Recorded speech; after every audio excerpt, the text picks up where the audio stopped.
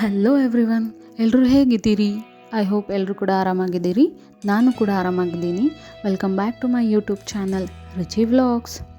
So ಇವತ್ತಿನ ಈ ವಿಡಿಯೋದಲ್ಲಿ ನಾನು ನಿಮಗೆ ಒಂದು ಒಳ್ಳೆ ಟಾಪಿಕ್ ಬಗ್ಗೆ ಇನ್ಫಾರ್ಮೇಷನ್ ಕೊಡಬೇಕು ಅಂದ್ಕೊಂಡಿದ್ದೀನಿ. ಅದೇ ಸೂರ್ಯಗ್ರಹಣ.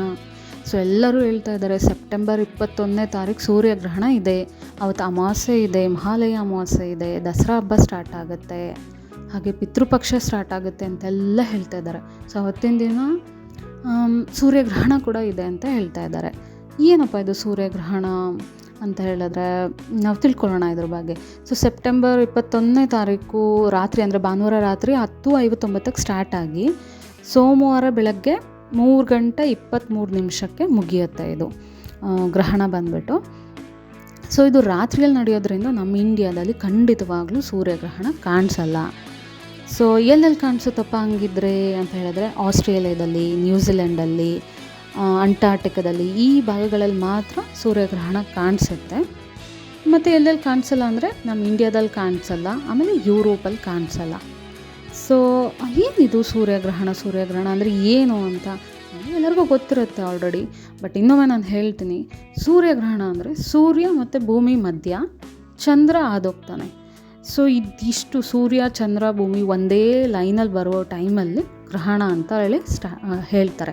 ಅಂದರೆ ಸೂರ್ಯನ ಬೆಳಕನ್ನು ಭೂಮಿಗೆ ತಲುಪದೇ ಇರೋ ಥರ ಚಂದ್ರ ಅಡ್ಡ ಬಂದಿರ್ತಾನೆ. ಸೊ ಆವಾಗ ಸೂರ್ಯನ ಬೆಳಕು ಭೂಮಿಗೆ ಬೀಳಲ್ಲ, ಚಂದ್ರನ ನೆರಳು ಮಾತ್ರ ಬೀಳುತ್ತೆ. ಸೊ ಇದೇ ಸೂರ್ಯಗ್ರಹಣ. ಸೊ ಸೂರ್ಯಗ್ರಹಣದಲ್ಲಿ ಕೆಲವೊಂದು ಟೈಪ್ಸ್ ಬೇರೆ ಇದೆ ಅಂತ, ಅದು ನನಗೆ ಗೊತ್ತೇ ಇರಲಿಲ್ಲ. 4 ಥರ ಇದೆ ಅಂತೆ.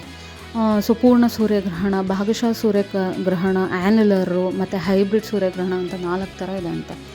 ಪೂರ್ಣ ಸೂರ್ಯಗ್ರಹಣ ಅಂದರೆ ಪೂರ್ತಿಯಾಗಿ ಮುಚ್ಚಿದಾಗ ಆಗೋದು ಪೂರ್ಣ ಸೂರ್ಯಗ್ರಹಣ. ಸೊ ಭಾಗಶಃ ಅಂದರೆ ಸೂರ್ಯನ ಒಂದು 50% ಅಥವಾ 80% ಚಂದ್ರ ಅಡ್ಡ ಬಂದು ಮುಚ್ಚಿರ್ತಾನಲ್ವ, ಅದಕ್ಕೆ ಭಾಗಶಃ ಅಂತ ಕರೀತಾರಂತೆ. ಇನ್ನು ಆ್ಯನ್ಯುಲರ್ ಅಂದರೆ ಸೂರ್ಯನಿಗಿಂತ ಚಂದ್ರ ಚಿಕ್ಕದಾಗಿ ಕಾಣಿಸಿ ಒಂದು ರಿಂಗ್ ಥರ ಫಾರ್ಮ್ ಆಗುತ್ತೆ. ಸೊ ಅದಕ್ಕೆ ಆ್ಯನ್ಯುಲರ್ ಅಂತ ಕರೀತಾರಂತೆ. ಇನ್ನು ಹೈಬ್ರಿಡ್ ಅಂತ ಹೇಳಿದ್ರೆ, ಸೊ ಕೆಲವು ಕಡೆ ನಮ್ಗೆ ಸೂರ್ಯಗ್ರಹಣ ಆದಾಗ ಕೆಲವು ಕಡೆ ಪೂರ್ತಿ ಸೂರ್ಯಗ್ರಹಣ ಕಾಣಿಸುತ್ತೆ, ಇನ್ನು ಕೆಲವು ಕಡೆ 50% ಅಂದರೆ ಅರ್ಧ ಸೂರ್ಯಗ್ರಹಣ ಆಗ್ತಾ ಇರೋ ಥರ ಕಾಣಿಸುತ್ತೆ.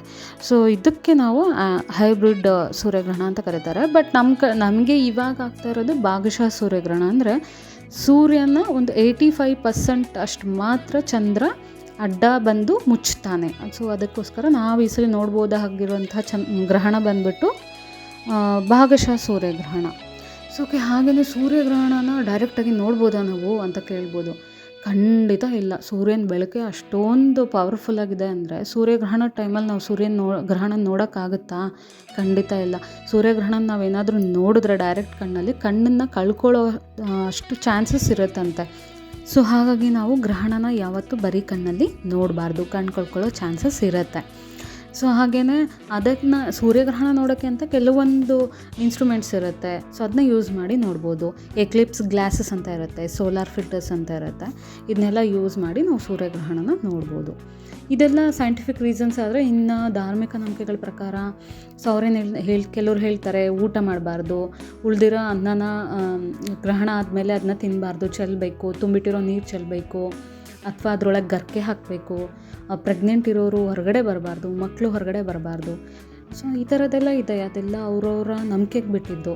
ಸೊ ಸೂರ್ಯಗ್ರಹಣ ಟೈಮಲ್ಲಿ ಅಂದರೆ ನಾವು ರೆಡಿ ಮಾಡಿಟ್ಟು ಫುಡ್ಡಲ್ಲಿ ಕೆಲವೊಂದು ಸೂಕ್ಷ್ಮ ಜೀವಿಗಳು ಉತ್ಪತ್ತಿಯಾಗಿ ಆಹಾರ ವಿಷ ಆಗೋ ಚಾನ್ಸಸ್ ಇರುತ್ತೆ ಅಂತೆಲ್ಲ ಹೇಳ್ತಾರೆ. ಎಲ್ಲ ಅವ್ರವ್ರ ನಂಬಿಕೆಗೆ ಬಿಟ್ಟಿದ್ದು. ಸೊ ಬಟ್ ಸೈಂಟಿಫಿಕ್ಕಾಗಿ ಏನಿದೆ ಸೂರ್ಯಗ್ರಹಣ ಅಂದರೆ, ಸೂರ್ಯ ಭೂಮಿ ಮಧ್ಯೆ ಚಂದ್ರ ಬರ್ತಾನೆ. ಸೊ ಸೂರ್ಯನ ಬೆಳಕು ಬೀಳಕ್ಕೆ ಬಿಡಲ್ಲ ಭೂಮಿ ಮೇಲೆ ಚಂದ್ರ. ಅದನ್ನು ಸೂರ್ಯಗ್ರಹಣ ಅಂತ ಮಾತ್ರ ಸೈಂಟಿಫಿಕ್ಕಾಗಿ ಹೇಳ್ತಾರೆ. ಸೊ ಅವ್ರವ್ರ ನಂಬಿಕೆ, ಅವ್ರವ್ರ ಇಷ್ಟ. ಯಾರ ನಂಬಿಕೆನೂ ಸುಳ್ಳು ಅಂತ ನಾವು ಹೇಳೋಕ್ಕಾಗಲ್ಲ ಅಲ್ವಾ.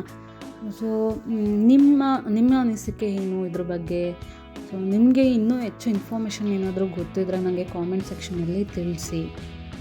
ಸೂರ್ಯಗ್ರಹಣದ ಬಗ್ಗೆ, ಧಾರ್ಮಿಕ ನಂಬಿಕೆಗಳ ಬಗ್ಗೆ, ಆಮೇಲೆ ವಿಜ್ಞಾನ ನಂಬಿಕೆಗಳ ಬಗ್ಗೆ ಏನು ಗೊತ್ತಿದೆನೋ ಅದು ನನಗೆ ಕಾಮೆಂಟ್ ಸೆಕ್ಷನಲ್ಲಿ ತಿಳಿಸಿ.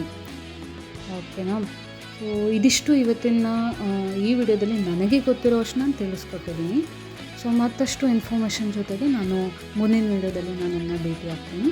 ಅಲ್ಲಿವರೆಗೂ ಎಲ್ಲರಿಗೂ ಧನ್ಯವಾದಗಳು.